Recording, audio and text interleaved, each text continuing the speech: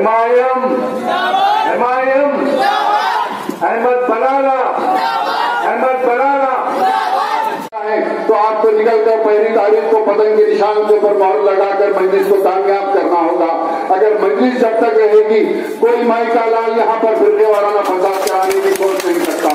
मजलिस सबको लेकर चल रही है, तरक्की के लिए काम कर रही है, हर महाज के ऊपर काम कर रही है। तो मैं आपसे यही गुजारिश करूंगा कि 1 तारीख के रोज निकलकर पतंग के निशान पर मोहर लगाकर हर एक अपना वोट इस्तेमाल कीजिए। और आपसे गुजारिश है आप बैठिए, सदर मजलिस का खिताब होगा, वो आएंगे, मुझे दूसरी जगह जाना है। इजाजत क्या तशरीफ फरमा।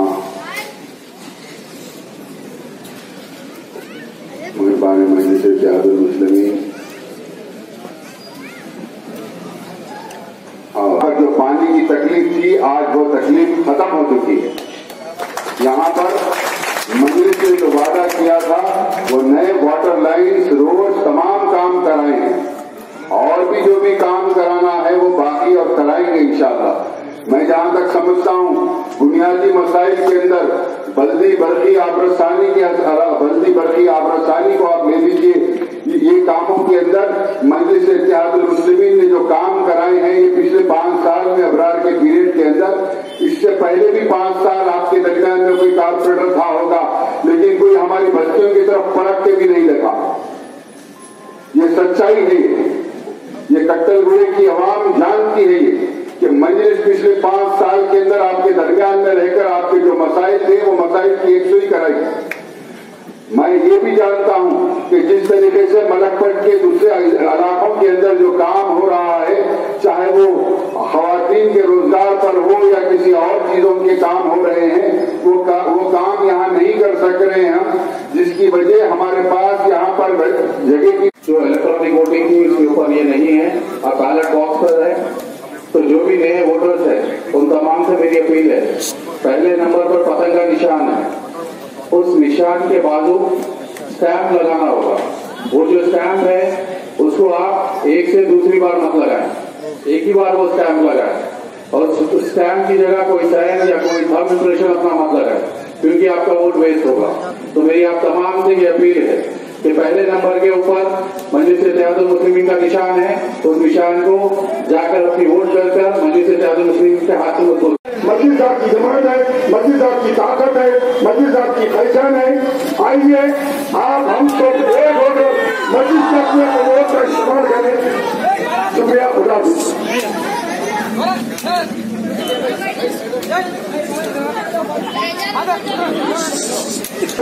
तशरीफ फरमा है। तो मैं पूरी जिम्मेदारी के साथ ये कहूंगा कि आज मजलिस की मोहब्बत है, लोगों के दिलों में जो मजलिस की मोहब्बत है उससे आप देखें जो फर्क गया। और यहाँ उतरते ही प्रेस कॉन्फ्रेंस करते हैं, मजलिस को गालियां देते हैं, पुराने शहर की तौहीन करते हैं और कहते हैं कि पुराने शहर में हम सर्जिकल स्ट्राइक करेंगे, पुराने शहर से पाकिस्तानियों को, रोहिंग्याओं को, अफगानियों को निकालेंगे। मैं बीजेपी से पूछना चाहता हूं, दिल्ली का तुम्हारा प्राइम मिनिस्टर कब से इतना कमजोर हो गया कि 6.5 साल में उसको 100 पाकिस्तानी नजर दिए हैदराबाद में? अगर है तो नाम निकालो, 100 गैर पाकिस्तानी जो गैर कानूनी यहाँ पर रहने, नाम दो उनका। रोहिंग्या अगर गैर कानूनी रह रहे तो दो उनको नाम बताओ। नाम नहीं बताएंगे और सिर्फ बोल देंगे देखो मजलिस की वजह से पूरा ऐसा होगा, और फिर ये बोलना कि सर्जिकल स्ट्राइक करेंगे हैदराबाद पुराने शहर में। सर्जिकल स्ट्राइक एक फौज दूसरे मुल्क के फौज पर करती है। ये पहला वजीर आजम है जो अपने ही मुल्क के शहरियों को पाकिस्तानी, रोहिंग्या, अफगानी कह रहा है। शर्म से डूब मरना चाहिए बीजेपी को कि बल्दिया के इलेक्शन के लिए आप पुराने शहर की आवाम की तौहीन कर रहे हैं।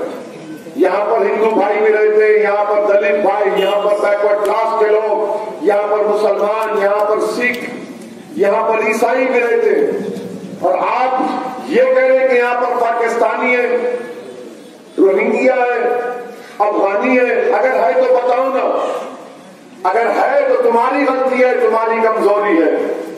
वोटर लिस्ट में 30,000 रोहिंग्या के नाम है, अरे 1000 नाम तो बताओ, वो भी नहीं बता सकते।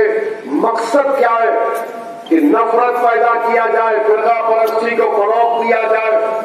और मैं हमारे हिंदू भाइयों से अपील कर रहा हूं, आप मजलिस की ताकत से आपको गलतफहमी है। आपको मैं ये बता रहा हूं कि 6.5 साल से मोदी की हुकूमत है दिल्ली में। आप बताओ, मोदी ने हैदराबाद को एक पैसा दिया क्या? मोदी ने क्या पैसा दिया तो क्या रोड वाइडनिंग हुई? क्या मोदी की हुकूमत ने पैसा दिया तो सूरज लाइन पड़ी? क्या मोदी की हुकूमत ने हैदराबाद को पैसा दिया तो क्या यहां पर स्टॉर्म वाटर ड्रेन बनी? हैदराबाद में 100 साल के बाद बारिश हुई, लाखों घरों में पानी आया।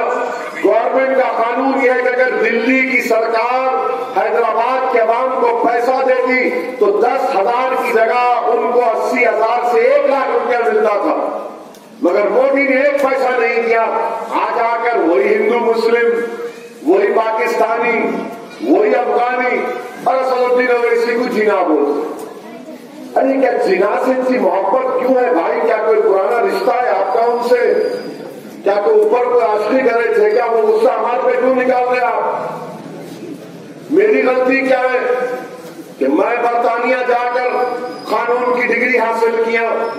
मेरे वालिद मरहूम और मेरी मां की दुआएं थी कि अल्लाह ने मुझे लिंकन जिन से बैरिस्ट्री की डिग्री दिलाई। अब इनको तकलीफ यही हो गई। आखिर क्या तकलीफ है? कौन सी बात है? इन्हों जिना है। अरे बाबू, अगर मैं बोलना शुरू करूं ना तो फिर याद रखो तुम बहुत परेशान हो जाओगे। और हैदराबाद की पुलिस तो केस बुक करने में माहिर है। एक एमपी को जिना बोल रहे तो आप मुंह नहीं खोलेंगे? जिसने भारत के आईन के ऊपर हल्फ उठाया अल्लाह के नाम पर, उसको जिना बोल रहे। अगर मैं मोदी को अगर अलाहाबाद से नवाज दूं यहां पर तो सुबह तक आपकी नींद हराम हो जाएगी, पेचिश हो जाएगी पेट में। कितने नाम बोल सकता हूं मालूम आपको? जबान बहुत तेज है।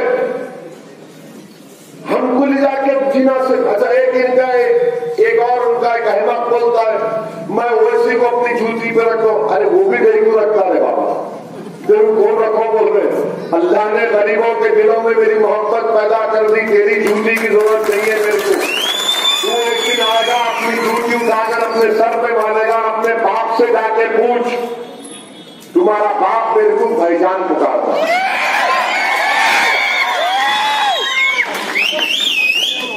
अब इतना ही बोला हूं, बहुत बोल सकता हूं। खाली चुमकी लिया तो अब रात भर नहीं आएंगे सुने को। इस बात से हैदराबाद के हैदराबादियों से बोलते खुजाना नहीं, खुजाए तो मुझे भी खुजाने वाले खुल जाते। हमको बोल रहे अरे हैदराबाद में तुम क्या करे बताओ ना? कौन सा फ्लाईओवर में पैसे दिए, पानी की लाइन को क्या दिए? कुछ नहीं। खाली हैदराबाद से उतरते कि हैदराबाद का नाम बदल देते। अरे तुम्हारी नस्लें खत्म हो जाएंगी, हैदराबाद का नाम हैदराबाद रहेगा इंशाअल्लाह। और आपको हैदराबाद के आवाम को मैं पैगाम दे रहा हूं, ये इलेक्शन यकीनन कई उसूलों पर, कई इशूज पर होगा। अगर आप ये इलेक्शन मुकाबला हो रहा है हैदराबाद और भाग्यनगर का नाम रखने वालों से, अगर आप हैदराबाद को हैदराबाद रखना चाहते हैं तो आप मजलिस के निशान पतन पर मोहर लगाइए और इंशाअल्लाह ताला अल्लाह हैदराबाद को ही कामयाब करेगा। अल्लाह हैदराबादियों को कामयाब करेगा। नाम बदल देंगे, हर जगह नाम बदल देंगे। अरे तुम्हारा नाम बदल जाएगा मगर हैदराबाद का नाम नहीं बदलेगा इंशाअल्लाह। ये इनकी सोच है। वो चीफ मिनिस्टर आ गए यूपी से, उन्होंने बोले मैं नाम बदल देता हूं। अरे भाई साहब, आप क्या ठेका लेके रखे? अच्छा इनसे पूछो ताजमहल कौन बनाया? वो नहीं मोहम्मद बादशाह नहीं बनाया, वो कोई और बनाए थे, हमारे अपने बनाए थे, इसलिए उस वहां पे अरे हर चीज पे तक।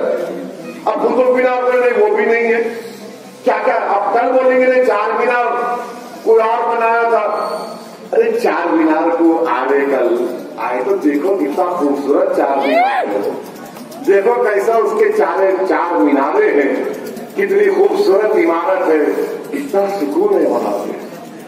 मर नहीं। कोई बोलता मैं किले पे अपना झंडा लहराऊंगा। अरे झंडा का क्या लहराएंगे तुम? किला हमारा है, वो सियासी किला हमारा है, वहां पे तिरंगा लगा हुआ है। इससे बड़ा झंडा कौन सा है तुम्हारे पास?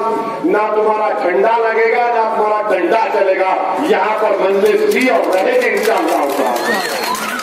6.5 साल में कोई कर्फ्यू तो छोड़ो, टेंशन नहीं हुआ। तमाम लोग मिलकर काम कर रहे हैं और बीजेपी हैदराबाद के अमन को खराब करना चाहती है। मैं पुलिस से कह रहा हूं, आप कैसा मुंह कर रहे हैं? इनके पीछे क्या है मालूम करो आप। शहर के अमन को हमको और आपको बचा के रखना है और हम अपने शहर के अमन को मजबूत रखेंगे और इंशाअल्लाह ताला यहां से पहले से ज्यादा तादाद में मजलिस के अराकीन बल्दिया कामयाब होंगे इंशाअल्लाह ताला। मेरी आप तमाम से गुजारिश है कि बीजेपी के इस नफरत के पैगाम को रिजेक्ट करिए, मुस्तरद करिए। इनके पास दिखाने को कुछ नहीं है। हैदराबाद के लिए क्या किए कुछ नहीं बता सकते, सिवाय इसके कि गाली देना उन्हों उतरते शुरू करते गुफ्तगू असदुद्दीन ओवैसी से और खत्म करते अपने भाईजान और दूल्हे भाई असदुद्दीन ओवैसी के ऊपर। मेरे अजीज दोस्तों और बुजुर्गों, मैं आपको ये भी बताना चाह रहा हूं कि अहमद बलाला को आपने यहां पर तीसरी मर्तबा मुंतखब किया और अहमद बलाला जब से मजलिस के मेले बने, मलकपेट में डेवलपमेंट के काम बड़ी तेजी से हो रहे हैं। अहमद बलाला और मजलिस इत्तेहादुल मुस्लिमीन ने यहां पर सबको साथ लेकर काम कर रहे हैं, किसी को छोड़ नहीं रहे, सबको करीब करके सबका साथ देकर हर एक की जो काम है, उनके तरक्की के काम है, महलों में काम करवाए जा रहे हैं। बल्कि हल्का असेंबली मलकपेट में सबसे ज्यादा 10,000 की स्कीम अगर शहर में हुई तो चंद्रायन गुप्ता में और आपके मलकपेट में करीब 20 करोड़ रुपए खाली एक असेंबली हल्के में दिए गए। मैं मानता हूं कि और भी देना बाकी है, मगर ये मजलिस की नुमाइंदगी पर इतनी बड़ी तादाद में काम हुआ है। अब बीजेपी वाले तो खैर उनको रात में भी ख्वाब में भी असदुद्दीन ओवैसी नजर आता, उसका कोई इलाज नहीं। उनको परेशानी हो गई कि हैदराबाद से ये जुनूनी निकलकर बिहार में हाथ में हमारे बुजुर्गों ने जिस शमा को, जिस चिराग को रोशन किया था, आज उसी चिराग को जो अल्लाह ने बचा कर रखा, उन बुजुर्गों ने हमको ये हुनर सिखा दिया कि बातिल ताकतों के तूफान में भी तुम उस चिराग को जला के रखना। हमने बातिल ताकतों के तूफान में भी इस चिराग को जला कर रखा और इस चिराग की रोशनी अल्हम्दुलिल्लाह बिहार की सरजमीन पर पड़ी और बिहार की सीमांचल की गरीब आवाम ने मजलिस इत्तेहादुल मुस्लिमीन को अपने सीने से लगाया और 5 अराकीन असेंबली मजलिस के वहां से कामयाब हो गए। मेरे अजीज दोस्तों और बुजुर्गों, इस कामयाबी के सिलसिले को हमको आपको जारी और जारी रखना है। पहले से ज्यादा तादाद में मेरी आपसे गुजारिश है कि अपने वोट का इस्तेमाल करिए। मैं तमाम से अपील कर रहा हूं, हमारे हिंदू भाइयों से, हमारे मुसलमान भाइयों से, दलित भाइयों से, बैकवर्ड क्लास के हमारी खवातीन से कि आप सब मिलकर आइए और मजलिस को सपोर्ट करिए, मजलिस के उम्मीदवार को कामयाब करिए। शुक्रिया।